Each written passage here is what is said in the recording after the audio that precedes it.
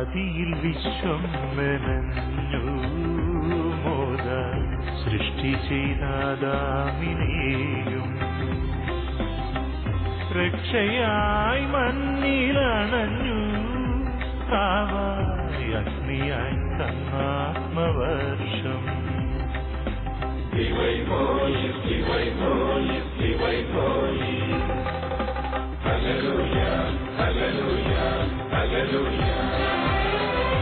Hallelujah ഓശാന സ്തോത്രഗീതിയ എല്ലാരും വാഴ്ത്തുന്നൊരത്വൈകനാദം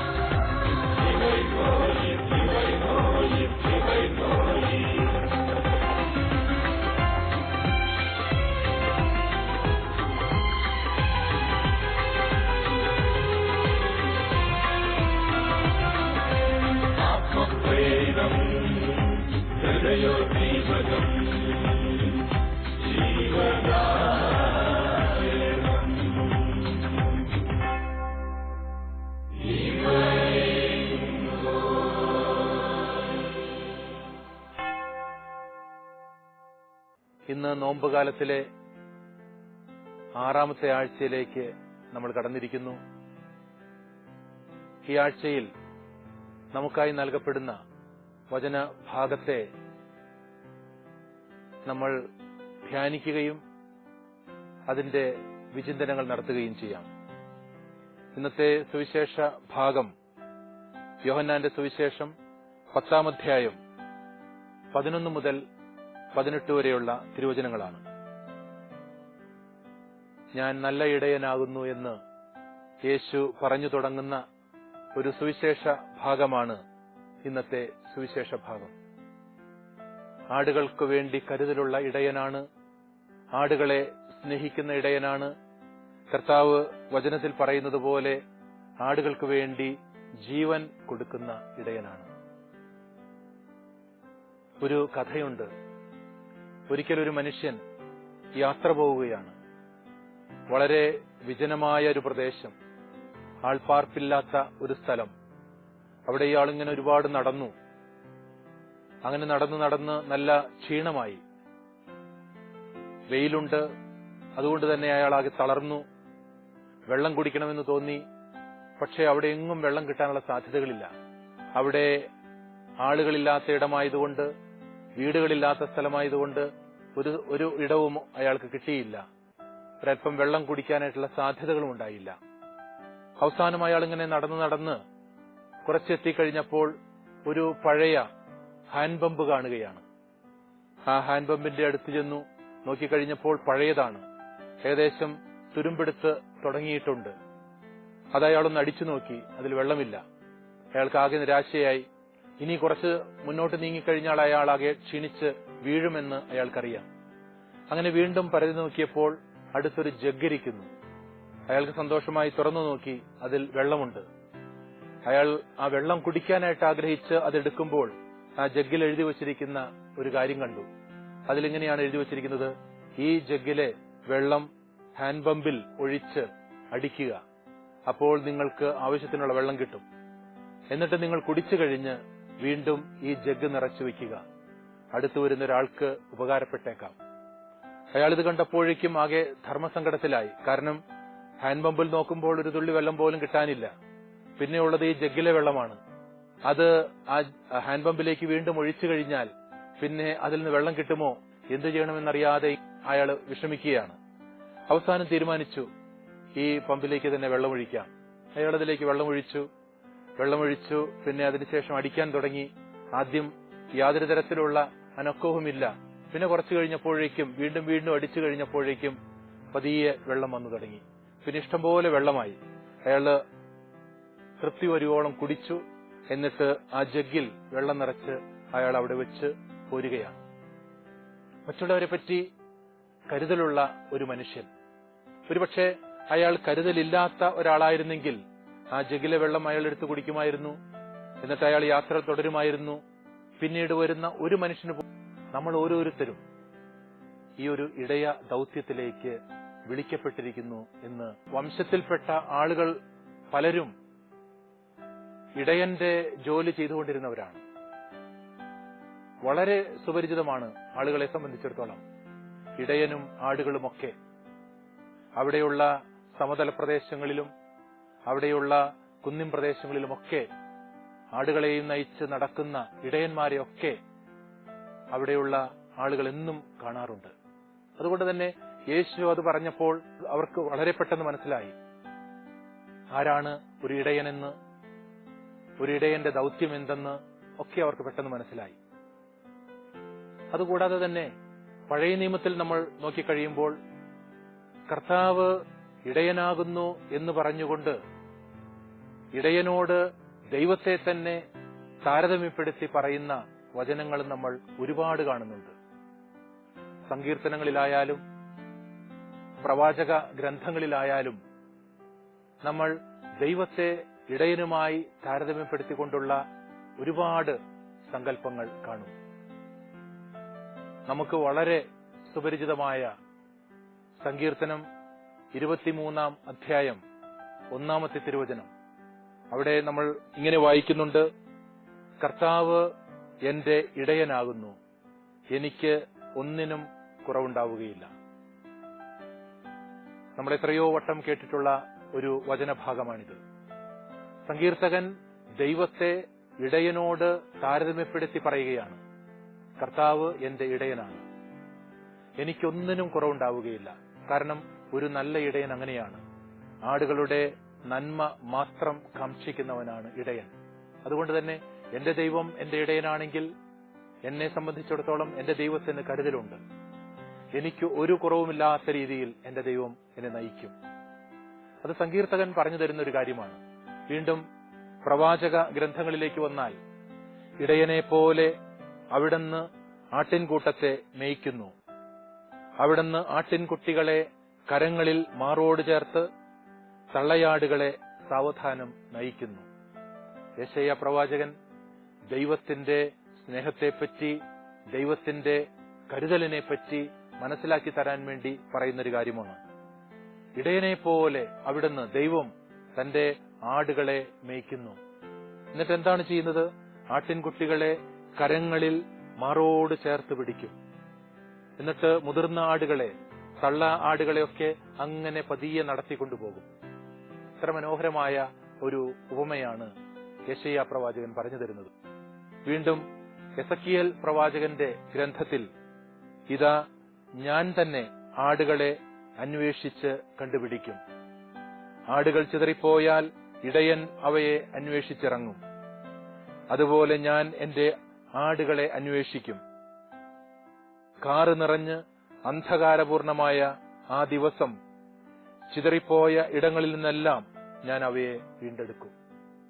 അവിടെയും എസക്കിയേൽ പ്രവാചകൻ ദൈവത്തെ ഒരു നല്ല ഇടയനായിട്ടാണ് ചിത്രീകരിക്കുന്നത്.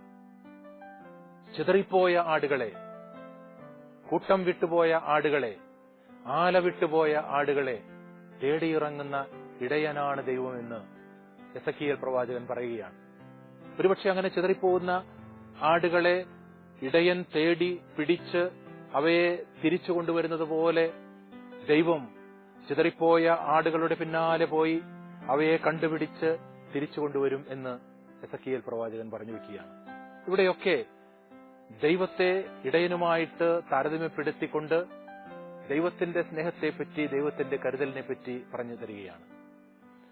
അപ്പോൾ ഇസ്രായേൽ ജനത്തിൽ അത്രമാത്രം പരിചിതമായിരുന്നു ഇടയസങ്കല്പം. പഴയ നിയമത്തിൽ അത് നിറഞ്ഞു നിൽപ്പുണ്ട്. യേശുവും ഇതാ ആ ഒരു ഇടയസങ്കല്പം എടുത്തുകൊണ്ട് തന്നെ ഞാൻ നല്ല ഇടയനാകുന്നു എന്ന് പറയുകയാണ്. നമുക്ക് ആ വചന ഭാഗത്തേക്ക് ഒന്ന് കടക്കാം. ഞാൻ നല്ല ഇടയനാണ്, നല്ല ഇടയൻ ആടുകൾക്ക് വേണ്ടി ജീവൻ ബലി കഴിക്കുന്നു. പഴയ നിയമത്തിൽ ദൈവത്തെ, യഹോവയെ ഇടയനുമായി താരതമ്യപ്പെടുത്തിക്കൊണ്ട് സങ്കീർത്തനങ്ങളിലും പ്രവചന ഗ്രന്ഥങ്ങളിലും മറ്റ് ഗ്രന്ഥങ്ങളിലുമൊക്കെ വിവരിക്കപ്പെടുന്നുണ്ട്.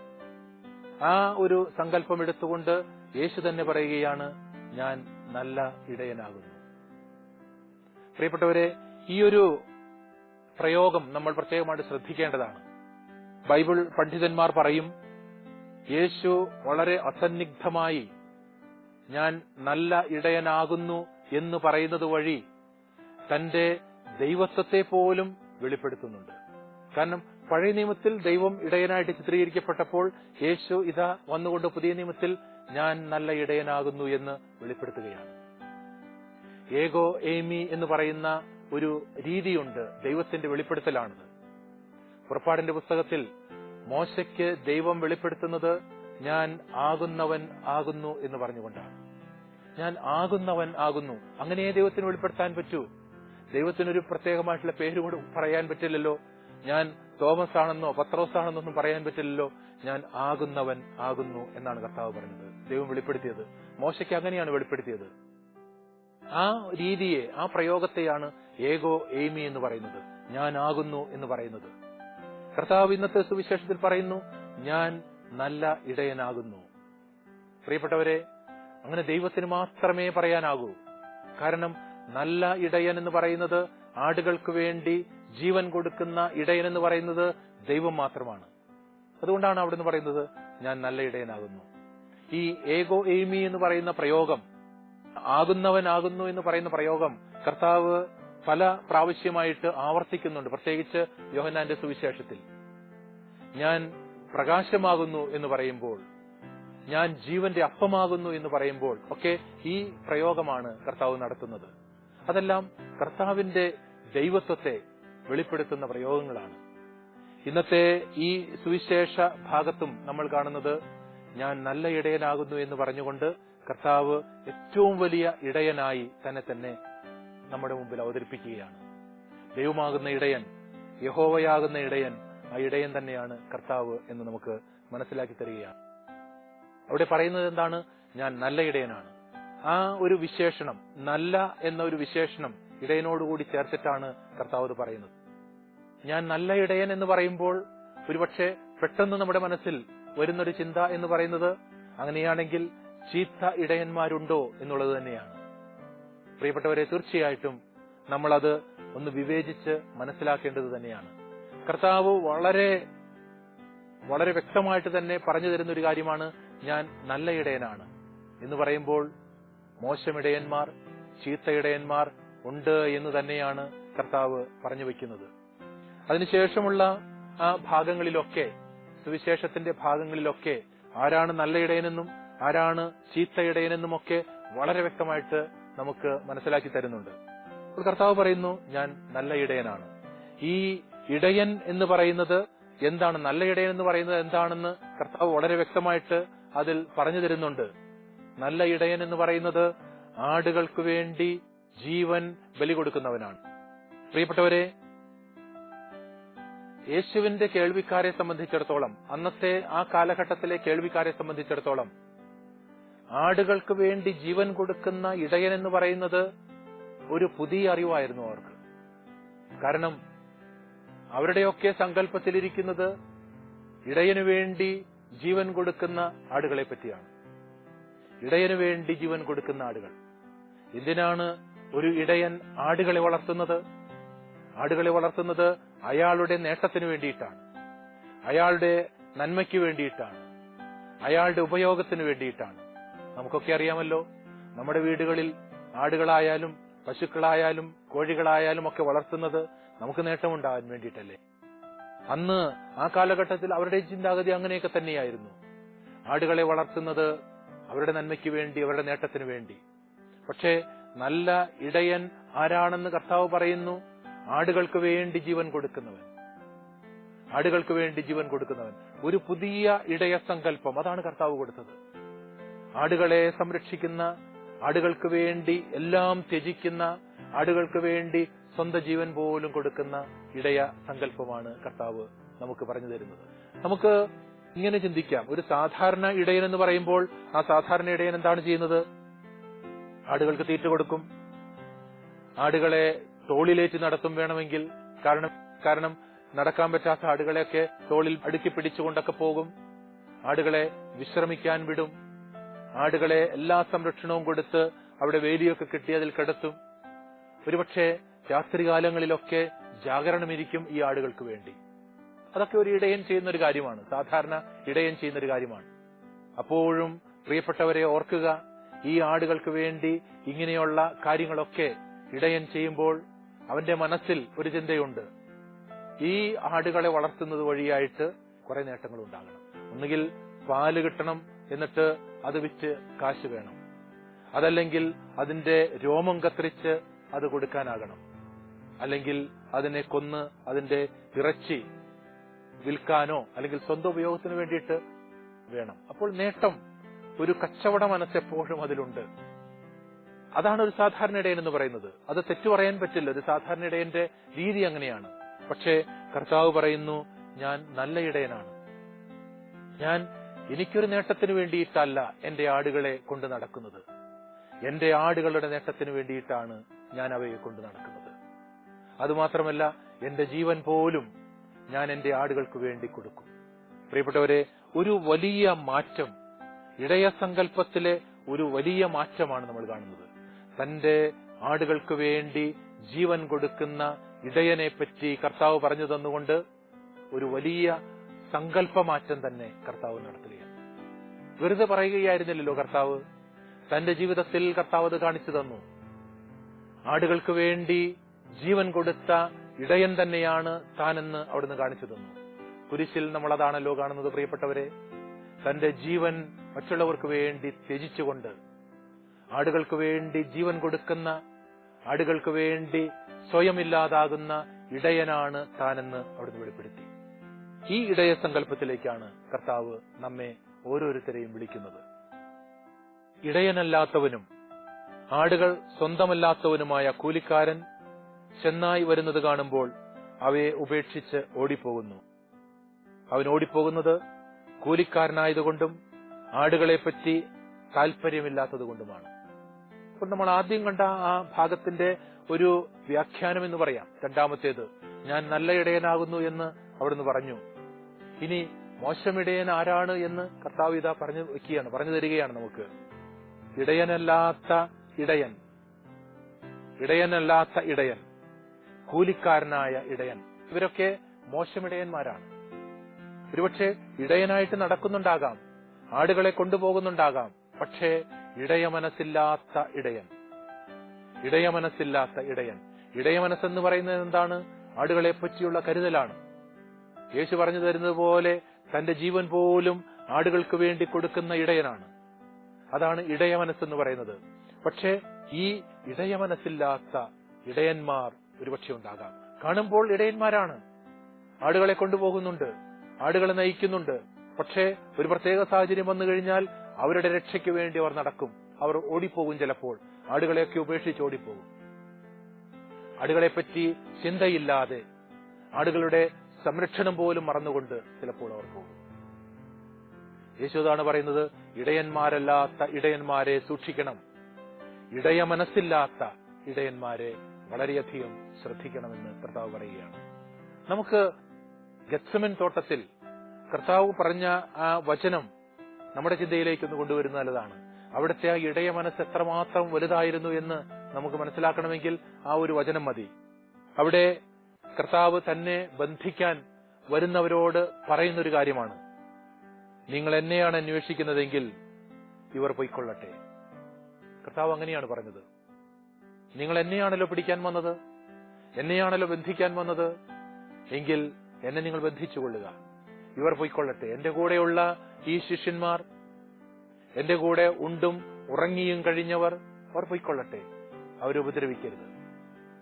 പ്രിയപ്പെട്ടവരെ, ഇതാണ് ഇടയ മനസ്സ്. ശരിയായിട്ടുള്ള ഇടയൻ എന്ന് പറയുന്നത് ഇങ്ങനെയുള്ള വ്യക്തിയാണ്. അപ്പോൾ ഇടയനല്ലാത്ത ഇടയൻ ആയിരുന്നെങ്കിൽ എന്ത് ചെയ്യുമായിരുന്നു? ആ ഇടയൻ ഓടിപ്പോയിട്ട് അവരെ പിടിച്ചോട്ടെ എന്ന് പറയും. അവസാനം അവർ അകത്താകും, ഇടയൻ രക്ഷപ്പെടുകയും ചെയ്യും. അത് ഇടയനല്ലാത്ത ഇടയന്റെ മനസ്സാണ്.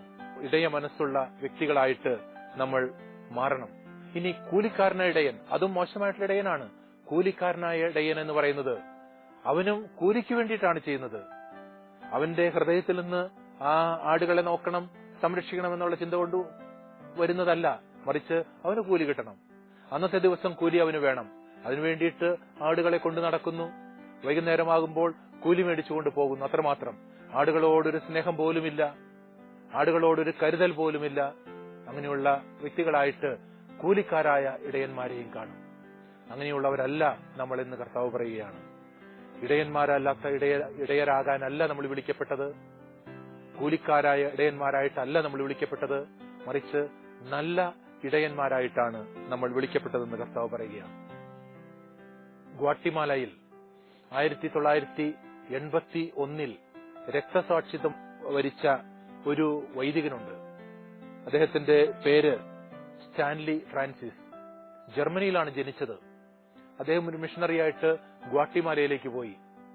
അങ്ങനെ അവിടെ പ്രവർത്തനം നടത്തിക്കൊണ്ടിരിക്കുമ്പോഴാണ് ആ ഗ്വാട്ടിമാലയിൽ ആഭ്യന്തര കലഹം പുറപ്പെട്ടത്. ആഭ്യന്തര കലഹം, എല്ലായിടത്തും അക്രമം, അങ്ങനെയുള്ളൊരു സാഹചര്യം വന്ന് ചേർന്നു. പലരും നാട് വിട്ടുപോയി, തിരിച്ചുപോയി. പക്ഷേ ഈ സ്റ്റാൻലി ഫ്രാൻസിസ് എന്ന് പറയുന്ന വൈദികൻ അവിടെ തന്നെ തങ്ങി. കാരണം അവിടെയെല്ലാം ആഭ്യന്തര യുദ്ധമാണ്, അവിടെ വലിയ പ്രശ്നങ്ങളാണ്, അവിടെയുള്ള ഒരുപാട് മനുഷ്യർ സഹിക്കുന്നുണ്ട്, വേദനിക്കുന്നുണ്ട്. അതുകൊണ്ട് അവരെയൊക്കെ ഇട്ടുപേക്ഷിച്ചിട്ട് പോകാനായിട്ട് ആ മനുഷ്യന് മനസ്സ് വന്നില്ല. അവിടെ തന്നെ തങ്ങി. അവിടെ ആളുകൾക്ക് പറ്റുന്ന രീതിയിലുള്ള സഹായമൊക്കെ ചെയ്തുകൊണ്ട് ആ മനുഷ്യൻ അവിടെ കഴിഞ്ഞു. തിരിച്ചു പോകാമായിരുന്നു ജർമ്മനിയിലേക്ക്, പക്ഷെ പോയില്ല. അങ്ങനെ ഇരിക്കുമ്പോഴാണ് 1981 ജൂലൈ മാസം 28 അദ്ദേഹത്തിന്റെ വീട്ടിലേക്ക് അക്രമികൾ കടന്നു വരുന്നത്. എന്നിട്ട് അക്രമികൾ വന്നുകൊണ്ട് പറഞ്ഞു, ഫാദർ സ്റ്റാൻലി, നിങ്ങളെയാണ് ഞങ്ങൾ തിരഞ്ഞു വന്നത്. അത്രയും പറഞ്ഞുള്ളൂ. അതിനുശേഷം വെടിയൊച്ചകൾ മാത്രം. അദ്ദേഹം അവിടെ മരിച്ചു വീഴുകയാണ്. പിന്നെ അദ്ദേഹത്തെ കൊള്ളയടിച്ച്, വീടും കൊള്ളയടിച്ച് അവർ പോവുകയാണ്. ഫ്രാൻസിസ് മാർപ്പാപ്പയാണ് 2016 അദ്ദേഹത്തെ രക്തസാക്ഷിയായിട്ട് പ്രഖ്യാപിച്ചത്. അദ്ദേഹത്തെ പറ്റിയുള്ള ജീവചരിത്രത്തിൽ എഴുതി വച്ചിരിക്കുന്നത് എങ്ങനെയാണ്? ഓടിപ്പോകാത്ത ഇടയൻ.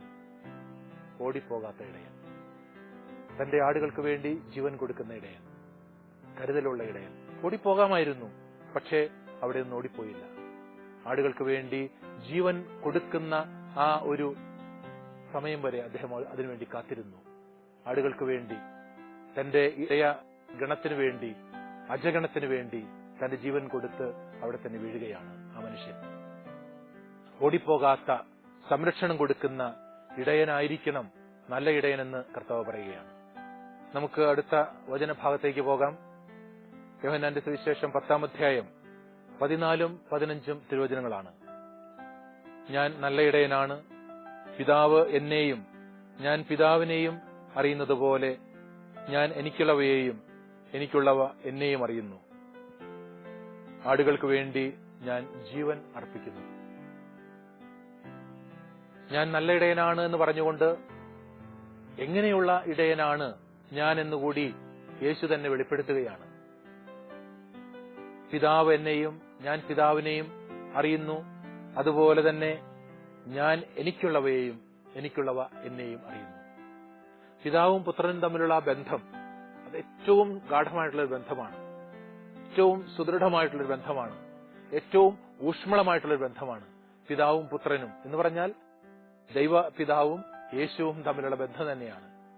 എന്നിട്ട് അതുപോലെ തന്നെയാണ് എനിക്ക് ഉള്ളവയോടുമുള്ള എന്റെ സ്നേഹം എന്ന് പറഞ്ഞാൽ, എന്റെ ആടുകളോടുള്ള സ്നേഹം എന്ന് പറയുന്നത് ഞാനും പിതാവും തമ്മിലുള്ള സ്നേഹം പോലെയാണ്. അത്രയ്ക്ക് ആഴമായ സ്നേഹം, അത്രയ്ക്ക് ഊഷ്മളമായ സ്നേഹം എന്റെ ആടുകളോട് എനിക്കുണ്ട് എന്ന് കർത്താവ് വെളിപ്പെടുത്തുകയാണ്. ആടുകൾക്ക് വേണ്ടി ഞാൻ ജീവൻ ബലി കഴിക്കുന്നു എന്ന് കർത്താവ് വീണ്ടും പറയുകയാണ്. ഈ സ്നേഹബന്ധം കാരണമാണ്, ഊഷ്മളമായ, തകർക്കാൻ പറ്റാത്ത ഈ സ്നേഹബന്ധം ഒന്നുകൊണ്ട് മാത്രമാണ് ഞാൻ എന്റെ ആടുകൾക്ക് വേണ്ടി ജീവൻ ബലി കഴിക്കുന്നത് എന്ന് അവിടുന്ന് വെളിപ്പെടുത്തുന്നു. ഈ തൊഴുത്തിൽപ്പെടാത്ത മറ്റ് ആടുകളും എനിക്കുണ്ട്, അവയെയും ഞാൻ കൊണ്ടുവരേണ്ടിയിരിക്കുന്നു. അവ എന്റെ സ്വരം ശ്രവിക്കും, അങ്ങനെ ഒരാട്ടിൻ പറ്റവും ഒരു ഇടയനുമാകും. പ്രിയപ്പെട്ടവരെ, എത്ര മനോഹരമായിട്ടാണ് ആ ഇടയ സങ്കല്പം അത് വിവരിച്ചു തരുന്നത് കർത്താവ്. ഞാൻ നല്ല ഇടയനാണെന്ന് പറഞ്ഞു, നല്ല ഇടയൻ ആടുകൾക്ക് വേണ്ടി ജീവൻ ബലി കഴിക്കുമെന്ന് പറഞ്ഞു. ഈ ഇടയൻ എന്ന് പറയുന്നത് ആടുകളെല്ലാം എപ്പോഴും സംരക്ഷിച്ചുകൊണ്ട് നടക്കുന്നവനാണെന്ന് പറഞ്ഞു. എന്നിട്ട് കർത്താവ് പറയുകയാണ്, ഈ തൊഴുത്തിൽപ്പെടാത്ത ആടുകളും എനിക്കുണ്ട്. എല്ലാ ആടുകളും എന്റേതാണ്, എനിക്ക് അവകാശപ്പെട്ടതാണ്. എങ്കിലും എന്റെ ഈ തൊഴുത്തിൽ, എന്റെ ഈ സംരക്ഷണ വലയത്തിൽ പെടാത്ത ആടുകളുണ്ട്, അവയെയും ഞാൻ കൊണ്ടുവരേണ്ടിയിരിക്കുന്നു എന്ന് കർത്താവ് പറയുകയാണ്. എന്റെ ഒരു ദൗത്യം അതാണ്. ഞാൻ ഈ ലോകത്തിലേക്ക് വന്ന അതിനു വേണ്ടിയിട്ടാണ്. ഈ ആലയിൽപ്പെടാത്ത, ഈ തൊഴുത്തിൽപ്പെടാത്ത ആടുകളെയൊക്കെ തിരഞ്ഞു പിടിച്ച് കൊണ്ടുവരാൻ വേണ്ടിയിട്ട്. പ്രിയപ്പെട്ടവരെ, നമ്മുടെയൊക്കെ ഒരു അവസ്ഥയെയും കർത്താവ് ഇവിടെ സൂചിപ്പിക്കുന്നുണ്ട്. ഒരുപക്ഷെ നമ്മൾ യേശുവിന്റെ ഇടയന്റെ തൊഴുത്തിൽപ്പെടാതെ, ആലയിൽപ്പെടാതെ അകന്നു പോകുന്ന ആടുകളാണെങ്കിൽ നമ്മളെയൊക്കെ തേടി കർത്താവ് ഇറങ്ങുന്നുണ്ട്. ചിലപ്പോൾ അങ്ങനെ സംഭവിച്ചേക്കാം. യേശുവിന്റെ ആ ആലയിൽ, നമ്മുടെ ഏറ്റവും പ്രിയപ്പെട്ട ആ ഇടയന്റെ ആലയിൽ നിന്ന് നമ്മൾ ചിലപ്പോഴൊക്കെ അങ്ങനെ അകന്നു പോകും. അപ്പൊ നമ്മളെ തേടിപ്പിടിച്ച് അവിടുന്ന് വരും. ഒരുപക്ഷെ യേശുവിൽ നിന്ന്, ഇടയനിൽ നിന്ന് ഒരുപാട് അകന്ന് മാറി നിൽക്കുന്ന ഒരുപാട് ആടുകൾ ഉണ്ടാകാം എന്ന് തന്നെയാണ് കർത്താവ് സൂചിപ്പിക്കുന്നത്. അവയെല്ലാം തിരിച്ചു കൊണ്ടുവരണം. അതാണ് കർത്താവിന്റെ ആഗ്രഹം. എന്നിട്ട് തന്റെ ജീവൻ എല്ലാവർക്കും വേണ്ടി കൊടുത്ത്, എല്ലാവർക്കും വേണ്ടി ജീവൻ പങ്കുവച്ച് അവരെ തിരിച്ചെടുത്ത് തിരിച്ചു പിടിക്കണം എന്ന് തന്നെയാണ് കർത്താവ് ആഗ്രഹിക്കുന്നത്. ഞാനിതാ സ്വമേധയ എന്റെ ജീവൻ നൽകാനായിട്ടാണ് വന്നിരിക്കുന്നത് എന്ന് കർത്താവ് പിന്നെയുള്ള വചനങ്ങളിലൊക്കെ പറയുന്നുണ്ട്. ഞാൻ നല്ല ഇടയനാണ്, അതുകൊണ്ട് തന്നെ എന്റെ ജീവൻ എന്ന് പറയുന്നത് ഞാൻ സ്വമേധയ എന്റെ ഇഷ്ടപ്രകാരം ഞാൻ കൊടുക്കാൻ തന്നെ വന്നവനാണ്. എന്റെ ആടുകൾക്ക് വേണ്ടി ഒരാട് പോലും നഷ്ടപ്പെടാതെ അവയെല്ലാം സംരക്ഷിക്കാൻ വേണ്ടിയിട്ടാണ് ഞാൻ വന്നിരിക്കുന്നത്. പ്രിയപ്പെട്ടവരെ, കർത്താവ് നമ്മെ ഓരോരുത്തരെയും തിരിച്ചു വിളിക്കുകയാണ് അവിടുത്തെ ആലയിലേക്ക്. ഈ വചനഭാഗം നമ്മെ ഓർമ്മിപ്പിക്കുന്ന വലിയൊരു ചിന്തയുണ്ട്. നമ്മളെല്ലാവരും ഇടയന്മാരാകാൻ വിളിക്കപ്പെട്ടവരാണ്. ഇടയ മനസ്സോടെ ജീവിക്കാൻ വിളിക്കപ്പെട്ടവരാണ്. മറ്റുള്ളവരെ പറ്റിയുള്ള കരുതൽ, മറ്റുള്ളവർക്ക് വേണ്ടിയുള്ള സ്നേഹം, മറ്റുള്ളവർക്ക് നന്മ ചെയ്യാൻ പറ്റുന്ന അവസരങ്ങൾ ഉപയോഗിക്കൽ, അതൊക്കെ വളരെ പ്രധാനപ്പെട്ടതാണ്. നമുക്ക് എന്തുമാത്രം അതെല്ലാം ചെയ്യാൻ പറ്റുന്നുണ്ടെന്ന് പരിശോധിച്ചു നോക്കാം. ഈ നോമ്പുകാലത്ത് ഇടയ മനസ്സിലേക്ക് വളരാൻ വേണ്ടി നമുക്ക് പ്രത്യേകം പ്രാർത്ഥിക്കാം.